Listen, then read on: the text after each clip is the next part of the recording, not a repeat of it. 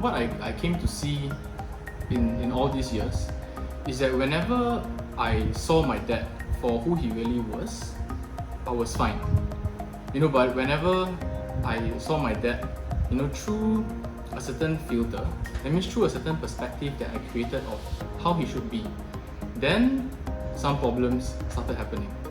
Yeah. So what I mean is that, like for example, if I look at him and I think that he should be slightly more loving, or maybe a bit more encouraging, or he should change his dressing. Even small things, like sometimes at one stage, my mom and I were telling him, maybe you should change your hairstyle. Why don't you change up your style a bit? Don't always be like so prim and proper, and neat. Sometimes just let loose, relax. So it can be something as small as that. But whenever I was comparing him to a certain ideal that I had set in my mind, I realized that I started to judge him. I couldn't see him anymore for who he really was. And I started to compare him to like some mystical character that I created in my mind. So that's when a lot of separation happened, and I didn't feel connected to my dad. And then I started to do certain things, maybe try and speak in a certain way or say something to influence his behavior. So it became like trying to manipulate him to get him to change and become the dad that I had in my mind, that I felt that he should be. So at first I didn't really notice it. It was just something that happened, as per usual. But after a while, then I started to see that there's something wrong there. And I felt initially that the problem was with him, because like he's not changing. So if he changed his dressing, if he changed the way he dealt with me, if he started to agree with me more, maybe support me more, then I'll feel better. So that's the initial thing. So after I thought about it, but it doesn't really make sense, because after all, I don't have any control over him. So if that's what I need from him in order for me to be happy, then it's either I will never be happy, or I can force him and manipulate him to somehow change, and then I get slightly happier and he gets less happy. So it kind of just didn't add up to me. So eventually I realized that when I was doing this kind of thing, I totally missed my dad. That means I missed him emotionally, of course, because I didn't feel connected to him. I felt he wasn't there for me. But the truth is, maybe he was there for me, but I couldn't feel him, because I was so busy judging him and having my own opinions and perspectives about him.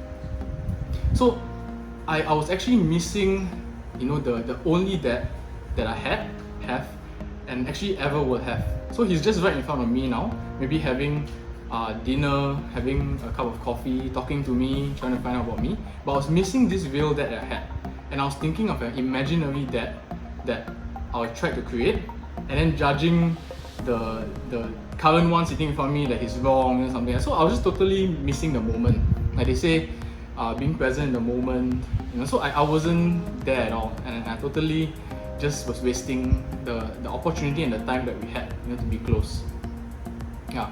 So that was the main thing that I feel I wanted to share, because I can see that this one small so-called error that I did, or one perspective that I had for many years, actually caused us a lot of pain, and in a way like wasted a lot of time.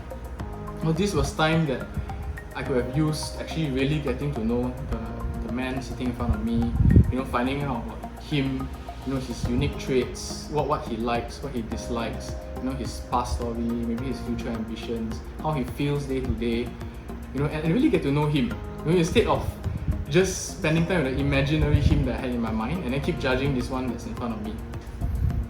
So having said that, I asked myself honestly, so I tried to change that, but it wasn't that easy.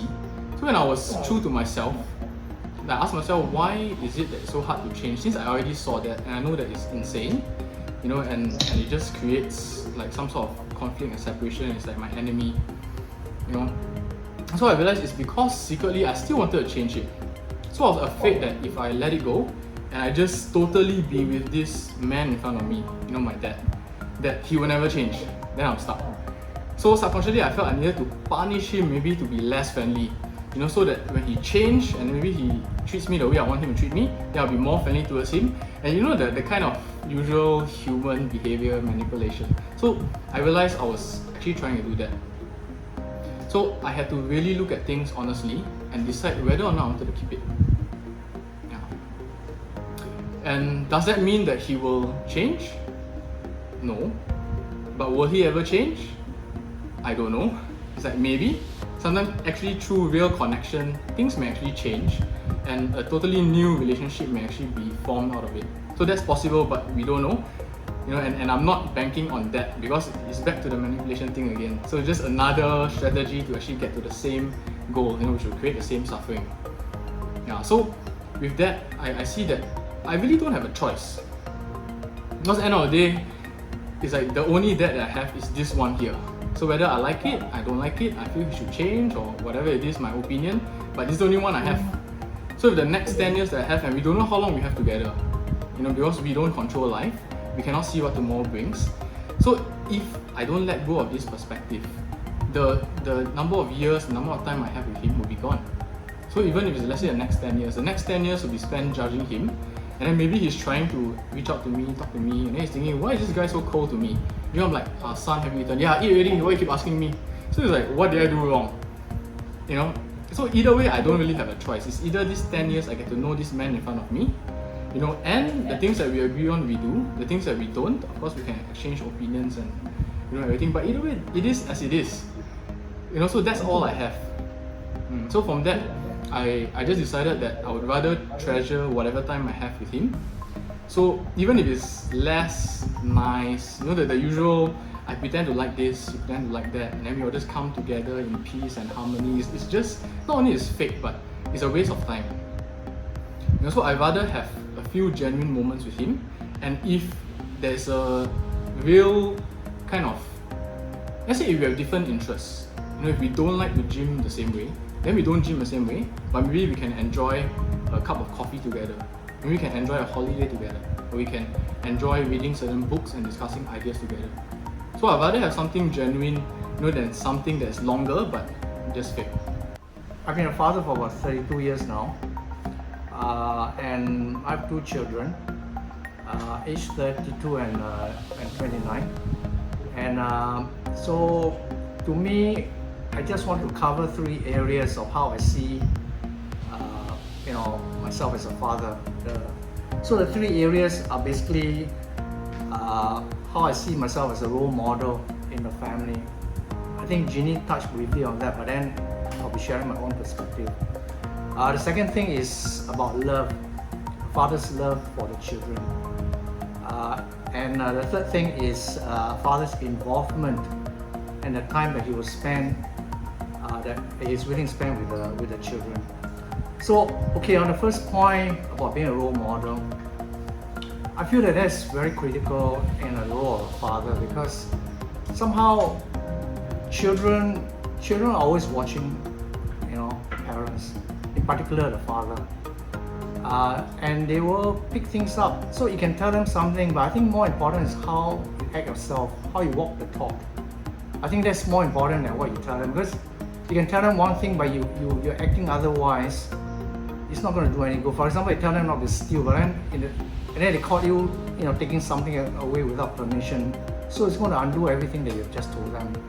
So role model is important, because from my perspective, in my life, and I see how my children has picked it up from me, and that is in the area of integrity, which is a very important thing. And I picked it up from my own parents too, especially my father.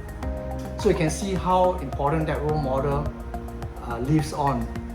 So it's like my case, for example, if I have a situation where a cashier undercharges me for something, I will always make sure that I'll go back and return that. And my children have seen me doing that, many times. So they are watching, and I know that because along the way, my family, my son and my daughter have actually told me that, Pa, we're thankful for what you've shown us, because I think today integrity is also very important in their lives, because they pick that up. They have seen that, and they've seen me play that out, not just words. So I can see that working, and then today I'm very glad to say that integrity plays a very important role in their lives too. Second is the area of love, because a lot of people will think that love comes from the mother, but to me, I think a father's love is equally important, and because it's in the olden days, like my grandparents and my parents' days, I think a father's role, is played out quite differently. People will see them more of a breadwinner, disciplinarian. So love is not something that they can display quite easily. But I think in today's context, and also during my time, love is actually very important, and I've seen that work in my family. Because my daughter and my son, during their teenage years, they actually went through quite rough period. And during that time, what I was doing is just showing them love. I try not to be hard on them, because obviously I want them to undo whatever they are going through. But I didn't. I actually play a very soft role, and I just continue to show love. And I can say today, I can testify that it worked. Because my son has said in his own words during the 60th birthday celebration that we had. And he was on stage sharing about how I was, always behind, always for him, and I was always showing love. And I think that's one of the key things that make him turn around, the whole situation around. And same thing for my daughter too. She was not going to school for a period of time and went through a very hard time. And but instead of being hard on her, I was actually showing her a lot of love. And in time, she actually just pulled herself up and just went back to school. The third thing area I want to cover is that fathers' involvement in the children's lives, willing to spend time with them. Same thing for my daughter too. I was always doing spelling tests for her and Tingxie, and that's a Chinese version of spelling. So you can see, and how important, how it works when a father is prepared to spend time just being with the children. So from there you can see, how critical it is for a father to really spend time, and genuine time, really quality time with the children, especially during the growing up years.